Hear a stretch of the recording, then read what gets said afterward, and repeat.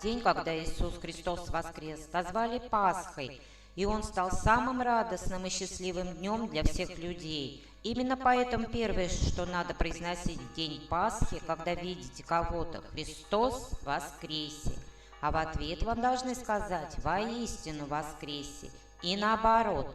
Называют Пасху царем дней, праздником праздников и торжеством из торжеств. Каждую весну люди всего мира празднуют светлое воскресение Христово. Считалось, что в день Пасхи необходимо было сделать 7 добрых дел или подарить 7 подарков. Самое главное событие этого светлого праздника – посещение торжественной церковной службы и освящение куличей, яиц, вина и другой пасхальной еды. Еду можно осветить и накануне праздника, в субботу, но в сам праздник обязательно надо сходить в храм.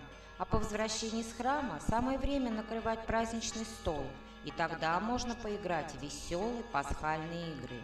На Пасху было принято надевать новую или чистую праздничную одежду. Перед уходом в церковь в домах накрывали праздничные пасхальные столы. Начинали готовиться к Пасхе за неделю. Пекли куличи, делали творожную Пасху, комнаты и стол украшали живыми и бумажными цветами. Кушни раскладывали на блюдах, украшенных кружевами из бумаги и свежей зелени. Перед Пасхой считалось необходимым навести порядок в доме и на улице. Кроме того, полагалось изготовить новую одежду для всех членов семьи и вымыться в бане. В Пасху человек должен был отбросить все дурные нечистые мысли, забыть зло и обиды. Невозможно представить Пасху без крашеных яиц. Полагалось красить их в чистый четверг на Страстной неделе, а куличи печь в субботу. Первым блюдом во время пасхальной трапезы было яйцо, которое разрезались на кусочки по количеству людей, сидевших за столом. После этого каждый получал по куску кулича и ложки творожной Пасхи. Затем на стол ставили остальную праздничную еду, приготовленную хозяйкой, и начиналось радостное застолье.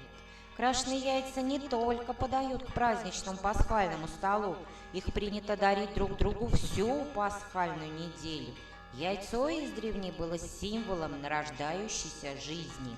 Существует обычай хранить яйца целый год до следующей Пасхи, и со временем яйца стали делать из дерева и расписывать орнаментами, узорами. Позже появились яйца из фарфора, серебра с драгоценными камнями. В старину на Пасху были свои пасхальные игры. Самые распространенные – чоканье, когда, ударяя острым или тупым концом крашеного крутого яйца, старались разбить яйцо соперника. Победителем становился тот, чье яйцо оставалось целым. Устраивали катание яиц. Для этого делали на столе или на полу горку из деревянной дощечки или картонки. Перед ней раскладывали крашеные яйца, различные подарки и игрушки. По очереди катали яйца с горки. Предмет, до которого дотрагивалось яйцо, становилось выигрышем. Светлой вам Пасхи, ребята! Христос воскресе! Ну вот, ребята, мы с вами познакомились с пасхальными традициями, которые существовали на Руси. А сейчас я хочу вам предложить сделать поделку. Поделку в виде пасхального яйца. И это яйцо будет не простое, а яйцо с сюрпризом. Для того, чтобы сделать поделку, нам потребуется 2 трафарета. Один трафарет в виде целого яйца, другой трафарет в виде яйца с вырезанной серединкой.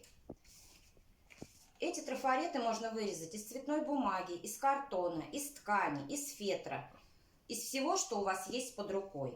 Также нам потребуется прозрачный целлофановый пакетик, в котором насыпаны мелкие конфетки, M&M's, можно насыпать мармеладинки.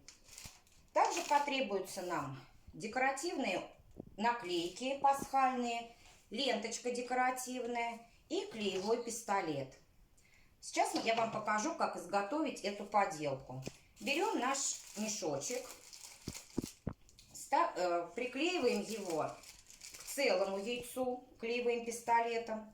Сверху приклеиваем трафарет с вырезанной серединкой, чтобы наш мешочек было видно. А дальше украшаем. Можно украшать ленточкой, бусинками, стразами или вот такими наклейками. И посмотрите, какое красивое яйцо пасхальное у нас с вами получилось. Это яйцо можно подарить родственникам, братьям, сестрам, друзьям, бабушкам, дедушкам. Ну что, ребята, с праздником вас! Христос воскресе!